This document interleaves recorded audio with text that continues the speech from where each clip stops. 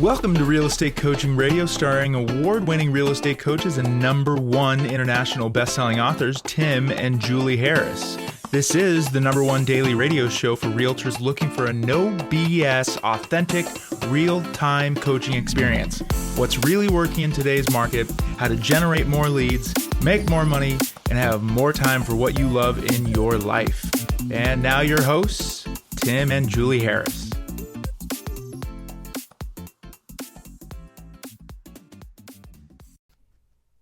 3, 2, 1, and we're back, Julie. It is May the 12th. We're going to be picking up where we left off yesterday, talking about the success principles, and we're working on success principles 16 and 17. First off, I want to thank all of you who sent us your well wishes about the passing of Julie's French Bulldog, our family French Bulldog, Ollie. Ollie was with us for almost 14 years, and he had to go to dog heaven because he was having some lingering health problems, and we talked about it a little bit on Instagram and a couple other places. We had hundreds of you that were sending us nice notes and things like that. So we're not going to be able to obviously say thank you to all of you. But thank you to all of you. Yeah, but thank you to all of you. And we really sincerely appreciate the fact that you guys had us in your hearts and were, taking so much time to really, reach out to us and share your condolences, which we sincerely appreciated. So if any of you have ever lost a pet before, it's very painful and it's very sad. It was hard for Zoe at 7.5 to see. This is her second French Bulldog that she's lost since she was born. Yeah. But you'll be happy, listeners, to know that about 1.5 years ago, we did adopt another French Bulldog. He is a Puerto Rican French Bulldog from a long line of grand prize winning French Bulldogs. Show dogs. And this guy has in perfect health, and he's really big and husky, and it's like a real dog. And so Zoe is not without dog to have as her dog brother, and she's had him in his life for 18. And maybe we should have named him Tiny. Yeah. We named when we got him as this tiny little puppy, but we named him Maximus. Now we didn't do that knowing that he was actually going to grow to be perhaps one of the world's largest French Bulldogs. He's the French Bulldog, 26 pounds? That's the correct. 26 to 28 is normal. And Max is going to be 45. That's what the vet's telling us. He's 40 now, 41 pounds. He's going to be 40. So he's not fat. He's just this big, husky French Bulldog. This big boy. Which looks crazy. People think he looks tough. Yeah, he does. Which is hilarious since he's kind a French Bulldog. Yeah, but people look at him and they like, oh my gosh, what the hell is that thing? And we're like, it's a French Bulldog. Some people thought he was a boxer or something. Yeah. Anyway, we appreciate it. Thank you very much. And we're going to pick up where we left off yesterday, talking about these success principles. And again, with regards to these notes in particular, we always post our notes for these shows or at least a summary of our notes for these shows. We post them on our main website, timandjulieharris.com. And obviously, they all get syndicated to the bazillions of places that the show gets syndicated to. Pretty much every podcasting syndication outlet features our show. We're on Spotify. We're everywhere. So all of our notes, the things that we're reading from, if you want to use these for your own business, your own personal reasons, they're all there waiting for you. So, Julie, success principle number 16. Yes, this is called budgeting time and money. Taking regular inventory of how we spend our time and our money is a great tool to maximize them and use them effectively. Remember, while money can be recovered, time spent is gone forever. So that's an interesting thought, isn't it? And of course, the first thing I thought of was the real estate treasure map, because it actually forces you to understand your own financial picture. That's the money part. What real estate needs to provide for you and your family. And here's the time part, engineer a schedule which will give you those results. Yeah, it is kind of fascinating, too, with regards to the whole concept of essentially time is money. Time isn't really money because you can't buy time. Exactly. When I hear people say that, I always kind of roll my eyes. I don't say anything. And you can't manufacture time. You can't print it up. That's right. And when you're younger, there is some sort of like point in your life, and I think it's somewhere in your sometimes it's 40s, sometimes it's when you're in your early 50s. Somewhere in there, all of a sudden you start definitely reevaluating the allocation of your time, and you become much less prone to waste time and much more tuned into the things that are time wasting. And I remember it was on a clubhouse. You can decide whether clubhouse is a time wasting event or not. Right. But we were hosting a clubhouse, and I remember there was a gentleman that popped on that I did not have a relationship with. As far as I know, he wasn't a coaching client. He could have been, but he'd been somehow loosely connected to Julie and I for 20 years. He knew us from Howard Britton. He knew us from when we were doing a lot of other stuff with National Association of Realtors and RE/MAX and all these other things. So he kind of knew us. And anyway, he started telling us about his story. And he's been in the real estate business for longer than we had. I think it was like 30 years or something like that. And he was, on that clubhouse in particular, we were talking about the very fact that you have to choose, if you had to choose between being rich and being famous, which would you choose? And that's an interesting question to ask people at different points in their life. But I was really surprised. I think this gentleman was probably in his 60s. Maybe he could have been even in his early 70s. And so he unmuted himself and he wanted to talk about it. And the answer he gave actually was one of the most honest, truthful, self-deprecating answers I'd ever heard. He said that throughout his entire life, he'd focused all of his energies effectively on being famous. And so I sort of asked him, for the sake of all the listeners, I said, so when you were in your 30s, when you were in your 20s, what did you focus on? He goes, being famous. And I said, so how did that manifest itself? He was buying leads. He was talking about his success. He was peacocking all over his community. He was peacock pooping on all of his competitors. Yeah. Basically he was just in it to essentially aggrandize his ego, to make himself feel good. Then I said, okay, so let's move forward 10 years. And he basically said the same thing. But at that point he added a team, and now the team was all over the news, and he was one of the top agents in his marketplace and with his brokerage and his franchise and all these things. Had all of a sudden they were getting bigger and bigger because he had this team and this staff that was around him. And even though he wasn't making any real profit, remember the question was, if you have to choose between rich and being famous, which do you choose? And then in the 40s, and he said the same thing. And I asked him, so what changed in his 50s? And I thought for sure he was going to say, well, I changed and I found, the whole point of being in business, which is to make a profit. With that profit, I reinvest into things that produce passive income for me. But he said he'd never changed. He said, and this is the reason I think he was probably in his 60s, he said that it wasn't until the last couple years that he had realized that he had been chasing the wrong rabbit his entire life. He had been chasing fame. And he said, and this is where he kind of took over this clubhouse, he said he wished he would have been smart enough, or wished he'd have been lucky enough to run into somebody that had basically, grabbed him upside the head and said, you're chasing the wrong rabbit. And he said he wished he would have made different decisions, especially at this point in his life. And so that's kind of a fascinating thing that does tie into the whole concept of, time and money. Because you think when you're young, you can basically chase the fame rabbit, and you think that you will have time to make it up on the financial side. You think that you can sacrifice profit from your business because you essentially take time for granted. You think you'll have time to make it up. But sometimes you don't. You end up like that guy when you basically chase the wrong rabbit for too long.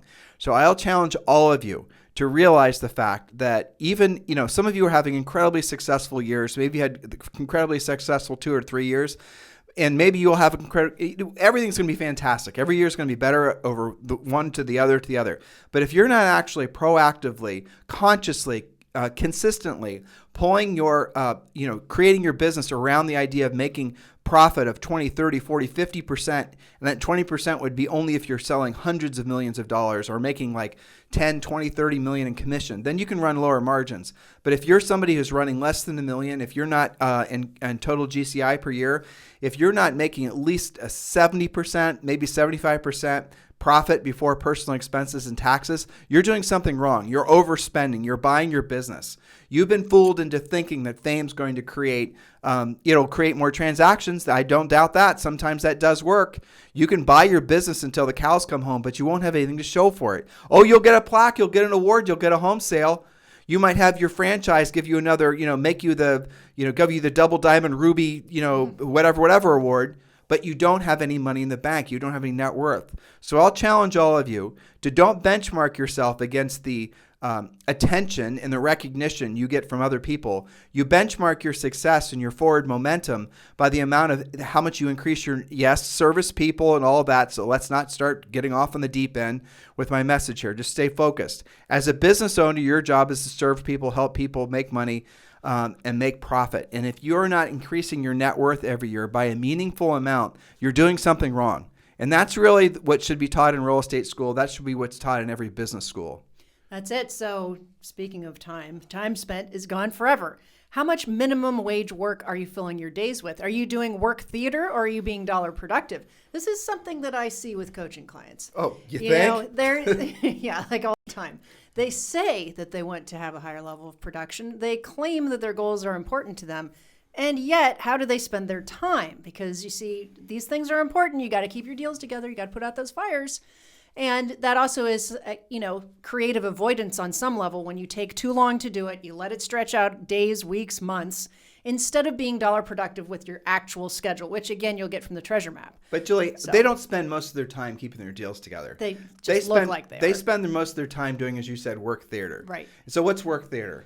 It's all of the stuff that's kind of important, but isn't mission critical and isn't dollar productive. Spending too much time on your CRM, spending too much time on your brand, your logo, trying to think about your team culture, trying to build your team logo, your team, anything to do with the word team. Doing all that stuff is work theater. Trying to be the master of some sort of social networking outlet. Trying to do anything other than being proactive with your lead generation to put you in front of as many sellers who have their hands up in the air saying, yes, I want to sell my house as possible. Everything else is pretty much work theater. And just to simplify it and cut through it, so here's a question I have for all of you. Why do you want it to be more complicated than that? The only things you really have to master in real estate are the following. You have to learn how to proactively lead generate, you have to learn to pre-qualify, and you have to learn to present. Now, in a normal market where you have some challenges negotiating, we're going to throw negotiating on there. But if all you ever get good at is those three things, proactively lead generating, pre-qualifying, and presenting, and by presenting, I mean also you're taking the listing, so we could throw closing on there, but presenting, I'm assuming you understand presenting means you're getting the result of a listed property 9 times out of 10. If you just get good at those three things, you can be terrible at everything else. And by terrible at everything else, you can oftentimes skip all the things that you are doing that actually make up work theater.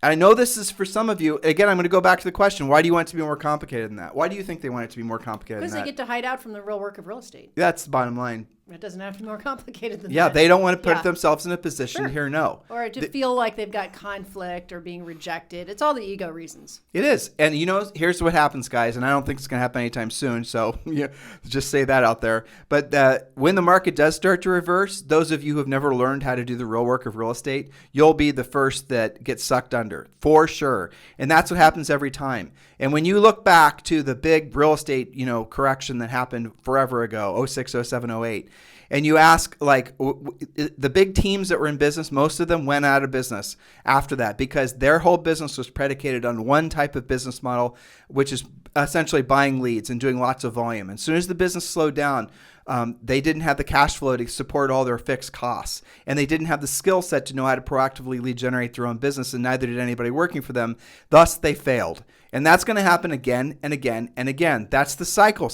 Most of you haven't been in the business long enough to know what I'm saying is true. So you should use the good times right now. And if you are a listing agent, these are the good times for you. I was on the phone this morning with Rob Johnson having his coaching call. We've had his coaching calls every year in, year out, forever. And he's already, ready for this? He's already got closed and pending, and it's not even the end of May. 92 million. I knew it was going to be close to 100. Right. So he's going to, the goal is this year he's going to do 150 million in real estate. He'll do it too. He definitely will. And we slated out basically the plan, but it's May. And he's going to take time off. He's going to, Sure. He's got kids going to Ivy League schools this year. And it's all these things that are going on in his life, but he's still going to hit 150 million this year.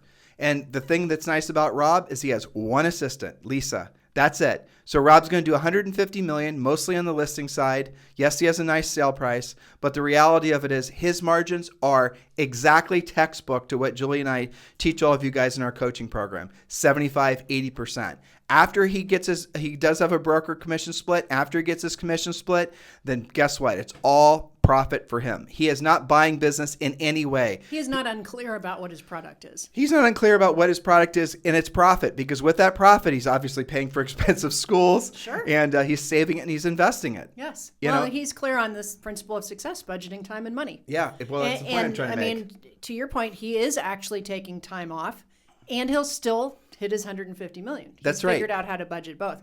So one of the things that I also come across in coaching is, when should you hire an actual transaction coordinator? Or just if your first assistant, basically. Or your first assistant. Are you avoiding that so you can hide out in the TC work subconsciously? Where would your business be if you reallocated that time? I think about somebody like Ziggy, who now has 15 deals pending. And a lot of those absolutely were self-created. Many of them were never in the MLS. So Right. lots of plates spinning, right?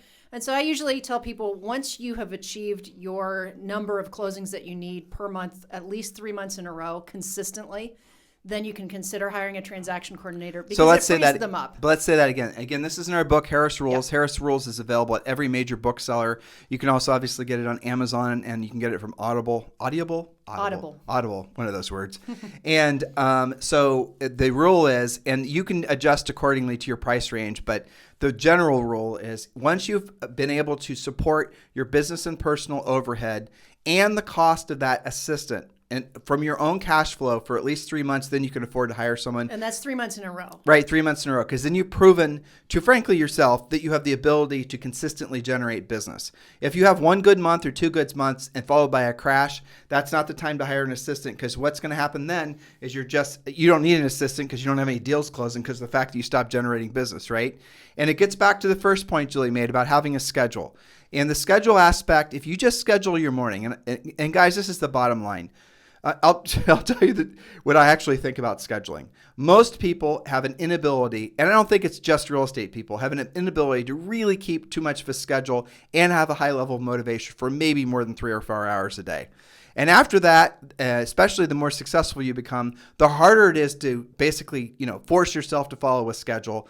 And so what that does is it makes you more efficient at that 3 or 4 hours. You get more done. You stop wasting time. So when you decide I'm going to, for the next, hour and a half or until I set 3 listing appointments or whatever it is, when you say you're going to do it, you actually do it. But that does start with having the discipline of a schedule. Some of you guys want to know what your ideal schedule is. And guess what? We want to give it to you. It's included in the Real Estate Treasure Map. And if you want the Real Estate Treasure Map, it's also your 12-month business and personal life plan. It really is. It's a fill-in-the-blank business plan. Here's what I want you to visualize. You're going to text 2021 to 47372. Text 2021 to 47372. Text 2021 to 47372. And when you do, we're going to text you back a link, and you're going to be able to download 7 books. The books we want you to download and print immediately is a Real Estate Treasure Map. Now, Real Estate Treasure Map, if I remember correctly, is almost 70 pages. So make sure you have plenty of paper. But it is something that could change your life if you take it seriously. You're going to print it off, and then we strongly encourage you to sit down with your wife, your husband, your partner, whoever it is, and then you complete this Real Estate Treasure Map together. Because what it is, it's going to give you the ultimate direction in your business and personal life. It does finally answer the big why type questions that some of you guys are constantly trying to decipher.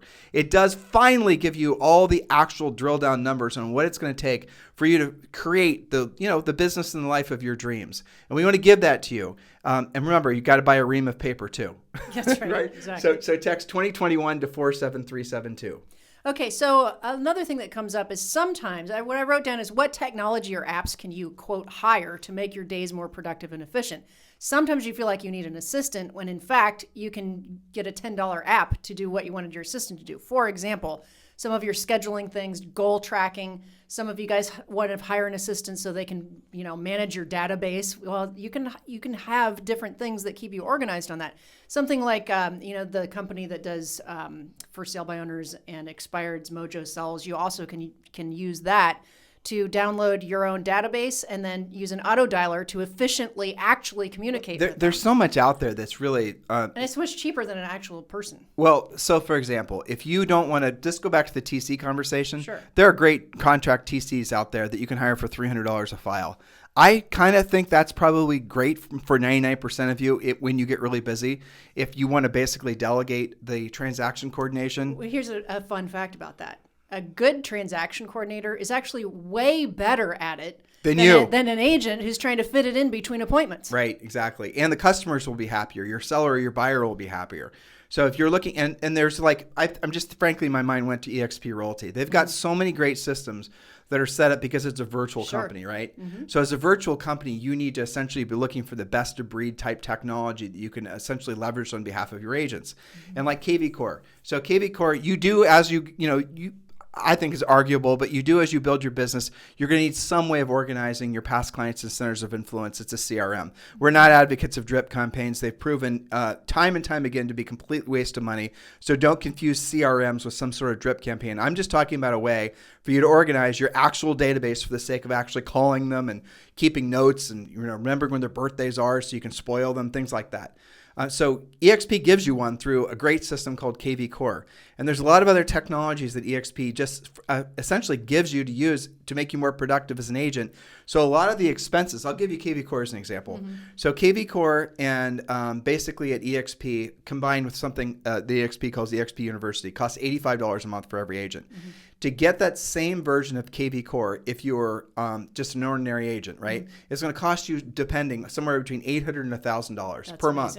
That's what I was told. So you can leverage this very high productive system, and then there's lots of training on how to use it. Or frankly, you can just hire a TC that already knows how to use it, and you'll never have to learn how to use it. That way you can focus on those things that actually mean the most in your business, which is proactive lead generation, pre-qualifying, and presenting, right? Presenting and obviously taking listing. Basically. Yeah, I'm talking about efficiencies, but I'm talking about not having to build a team, right? I'm talking about not having, we don't want you to increase your fixed costs. Increasing your fixed costs is the ultimate anchor around any business owner's neck. It's the ultimate way of making yourself, as soon as you have a bad month or a couple bad months, then you're going to, and you still have all these fixed costs because you have all these team members and staff and all this other expense, that not only does it hurt you financially on the business side, but whatever money you've set aside for savings, it all gets immediately evaporated.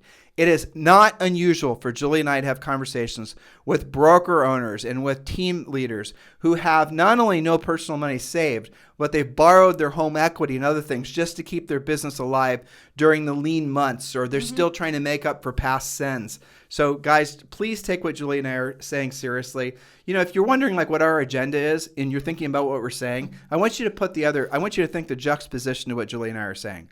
We as coaches would make a lot more money if we told you to form teams and then we'd sell you team training.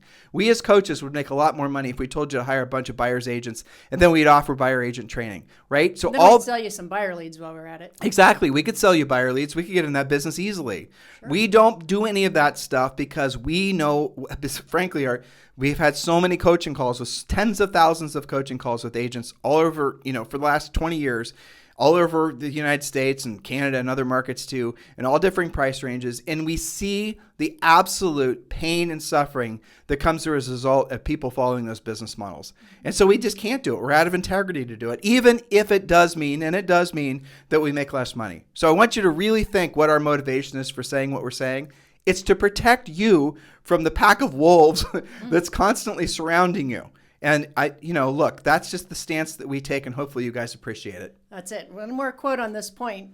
This has more to do with time, and that is from Bill Keane. He wrote, "Yesterday is the past, tomorrow is the future, but today is a gift. That's why it's called the present." Yep. I like that. That is great. Okay, so next we have principle of success number 17, establishing positive habits.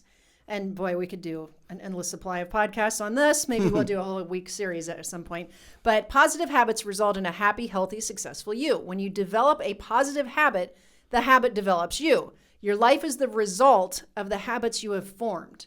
And there's a great book that I have coaching clients read called Habit Stacking. And here's a quote from that. "Energy is usually at its peak during the first part of your day, which means you should be completing habits that inspire or excite you about the day ahead." Yep. You often talk about, don't over-engineer your schedule. You're not going to be productive 8 hours a day. Nobody is.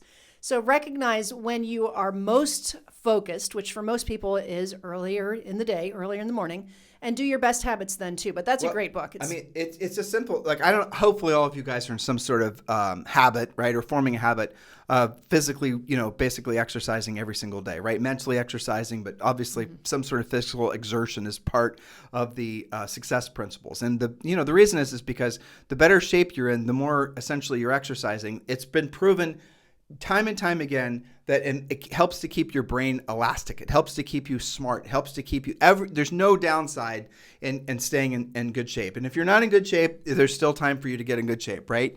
But here's the thing, it's so true. You and I, because of COVID and because Zoe being homeschooled, yes, right? And she perpetually, right? It seemed like forever. And she went back to school, Monday? Yeah. And only for 10 days. Final 2 weeks. But only for 10 days, Hooray. Which is kind of funny. Yeah. And then we've got her signed into some kind of summer camp that starts every morning at 9 a.m. or whatever. I got other plans for that too. She's going to do a tech camp. Oh, good. Cool. Get something that starts like 7 a.m. and they pick her up. 8 a.m. Yep. Oh, there you go. And now we're on the same wavelength. But like when Julie and I got our mornings back and we started basically rejiggering our schedule so that we were going to the gym in the morning. So what we used to do is so we are getting some of the heavy lifting of our days done. I have to tell you, not only, well, I mean, the pestiferous not being around definitely helped us to be more focused. Yeah. But the energy level from going to the gym first thing in the morning, especially the older you get, is something that cannot be underestimated. So we strongly encourage you. Again, we give you a sample schedule as far as the real estate treasure map, and your morning schedule is not really, it cannot be that complicated. One of the things we hope all of you guys understand is you're going to have a fantastic day if you just consistently do 3 to 5 things every single day. Go to the gym and, you have to make a certain number of contacts. Ideally, you're going to set a listing appointment. You're going to do all your lead follow-up. So there's certain things we teach you in the real estate treasure map. And of course, we really drill down on this in our book, Harris Rules. But yeah, you get those things done in the morning. By the morning, I mean before like 11 a.m., you're going to have, look, the rest of the day, if nothing really, if it's just a complete and total tornado of activity, it does not matter because you've gotten the most important things done in the day. At the end of the day, when a lot of you guys are feeling this constant, like, as a business owner, you have, Julie and I joke, you have this constant, omnipresent antivirus software that's always running in your head. Mm-hmm. You sleep with it. It's constantly going. It's always, you're talking to somebody, you're having a conversation, and you're still having this antivirus software running in your head. And if it's not conscious, it's subconscious, and that's called being a business owner. And that's called, a lot of other aspects of life, like having kids are the same way, right? Mm-hmm. You don't stop thinking. That's just how we're wired. Don't fight it. That is what it is. If you're going to be successful at anything, especially business, you got to embrace that antivirus software, but you can make it more efficient. And the way to make it more efficient is, and the way to make it so that it doesn't haunt you every waking moment of your life and sleeping moment for that matter, is you keep to that schedule. You're doing those 3 to 5 core activities every single day. That way, when you get those little pangs of anxiety, which are totally normal, you'll be able to remind yourself, you did your 3 to 5 things in the morning. You knocked those things out. You did those at the highest level. You did it when you did what you didn't want to do when you didn't want to do it at the highest level. That is done. That was done by 11 a.m. And at the end of the day, you can actually relax and knowing that the positive momentum you built from your morning activities combined with what you did the day before, the day before, the day before, and what you're going to do the day after, the day after, the day after is going to get you into your end zone. That's the kind of control and the peace of mind that can only come from having a schedule, frankly, a schedule that's designed around actually putting you in a position to help people and make money. Not a schedule where you're supposed to, I told you guys about the person I had text me, and he was telling me how he was with a competing coaching organization, and I mean, I'm tempted to say who, but I won't.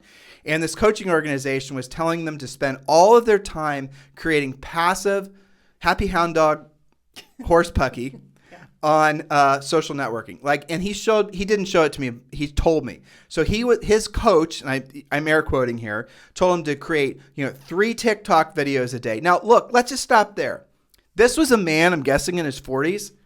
The average TikTok user is probably like 4 years old. I mean, they're kids, right? TikTok is a bunch of teenagers, mostly girls, dancing around to, I don't get it, okay? I mean, whatever, right? But that's what it is. Let's just say it's not the first place you think of to list your house. Yeah, I mean, I need to find a listing agent. I'm not popping over to TikTok and doing searches, okay? But this is what this person was doing. And then they were popping over to YouTube. And then they were doing all this other passive social networking stuff. And the myth that he was told was he needs to make himself into and what amounts to some sort of social media celebrity, an influencer to use the modern vernacular. In other words, he was being coached to try to be famous, not be rich. There you go. Yeah. Even Abraham Lincoln said, discipline is choosing between what you want now and what you want most. That's how you know. Are the activities you're doing today reflecting of what you want most or what you want now? For example, TikTok video, you get an instant surge of, recognition, makes you feel good, makes you feel happy. Usually not. They don't get anything from it, seriously. Well, from having, put themselves out there. Maybe. Listen to me, sweetie. Okay. They don't get any likes. They aren't getting any attention for it. And they're being told when they don't get That's any crazy. business from it that they have to do more and more and more. Julie, it's this. Well, that's the objection handler for that kind of stuff, Totally. right? So It's this isn't doing anything for me. It's not working yet. Well, it's because you haven't done enough of it. Exactly. It's the same lie that these marketing and branding experts were telling people back in the 90s. You know, you did a lot of direct mail, or how about these companies that would somehow have this magic predictive list. analytics. We're going to send you a list of all the people in your marketplace that are going to be selling within that based on their age and their savings and their equity and the magic globe. And the witchcraft and alchemy that we're going to sprinkle in, and then we're going to mail these people, and then you're going to da-da-da-da, right? This is the big myth. And a bunch of crap. And here's the best part about that. And no, we don't provide phone numbers. Right. Really? Well, I mean, so look, moral of the story is that this is all people choosing a couple things. They've not heard, embraced, or even conceptualized that if you want never-ending levels of success in your business and personal life, you have to do what you don't want to do when you don't want to do it at the highest level. Abraham Lincoln, discipline is choosing between what you want now and what you want what you want the most, right? So I will hope that all of you will at least seriously consider that what you should want most is freedom. What you should want most is to get to a point in your life where money is no longer a burden. In other words, you don't have to work for your money anymore. Your money is working for you. If that's indeed the quest that you want to be on, and I bet you every single one of you got into real estate with that visualization for yourself. I bet you none of you got into real estate thinking that you were going to become some sort of influencer. Somebody sold you a bill of goods, and you continue to buy it. And when you tell them it doesn't work, they tell you to do more. They tell you to do it more and more and more and more. Just like when Julie in the 90s, right? In the 2000s, they were all this direct mail stuff, all this branding stuff. Advertising in general does not like being held accountable. And if you could hold advertising accountable, then you wouldn't do it because you'd realize it doesn't work. That's the essence of advertising, in essence, versus being a proactive lead generator. Okay, so follow me here, listeners. So if you are then calling up your social media guru coach and you're saying, I'm not getting any business from it, I'm spending all this time, I'm doing what you're telling me to do, and it's not working, it's not generating me any business. Oh, I've got some closings, but they're coming from my centers of influence past clients or the fact I chased a FSBO. Then the social media person's going to lie to you and say, well, those people probably chose you because they saw your TikTok video. No, not true. And so they're going to tell you to do more of the same thing, more of the same thing. So you can't hold it accountable for results. You get it? And that's the reason ultimately you shouldn't do it, because it does not deliver predictable results. There's no accountability. There's no, exactly. So. And again, guys, I know it resonates with all of you. It's just frankly, whether or not you're ready to hear what we have to say. That's really what it comes down to. Every single one of you listening to Julie and I right now, and it might be 15,000, it might be 50,000, depends on a whole bunch of factors. But the reality of it is every single one of you know that we're telling you the truth. If you wanted to make money today, let's say here, just to, put a period at the end of this sentence. I don't want to try to upstage Mr. Abraham Lincoln here, President Lincoln. But if you wanted to make money, have a closing, have money in your pocket within the next, for sure, money in your pocket within the next, 90 days. You want to make $10,000 from a client you have yet to meet in the next 90 days. Not a lead that you're chasing or not a listing you're about to make active. If you wanted to make $10,000 or $20,000 in the next 90 days, how would you do it? Are you going to make a bunch of TikTok videos? No. Are you going to make a bunch of YouTube videos? No. What are you going to do? Now, let me tighten it up. You want to have a closing and you didn't make money within the next 45 days. Like urgent now today business. What are you going to do? You're going to chase a listing and you're going to go after sellers to have their hands in the air saying, yes, I want to sell my house. You're not going to even remotely be attracted to all the Mickey Mouse. So why don't you do that every day? That's what we want you to do every day. I can prove it with our coaching clients' results, because every single time that I have, especially with our elite clients that we talk one-on-one with, I always ask them, I know you always ask them, where did that listing come from? Totally. Okay, where do they come from? I can tell you from calls to people I've talked to this week. I'll tell you exactly where they came from. Mm-hmm. A lot of center of influence past clients that they've been in communication with, okay? Because remember, the first thing when they decide to list their house, they think, who do I already know? So if you're the person they already know, you're good, okay? But if that's not the case, they ask a trusted friend or advisor. That's how referrals happen. That's something like, by the way, Julie just dropped some, pearls on you guys. Hope you're understanding that. 93% of all people make their, I don't remember the actual split up of it, but they make their decision who they're going to use. And this applies for everything, all the way from a vet to any kind of thing. But if you're buying a product like a refrigerator or something, it doesn't necessarily apply as much. Maybe people asking about specific brands, but just follow me here.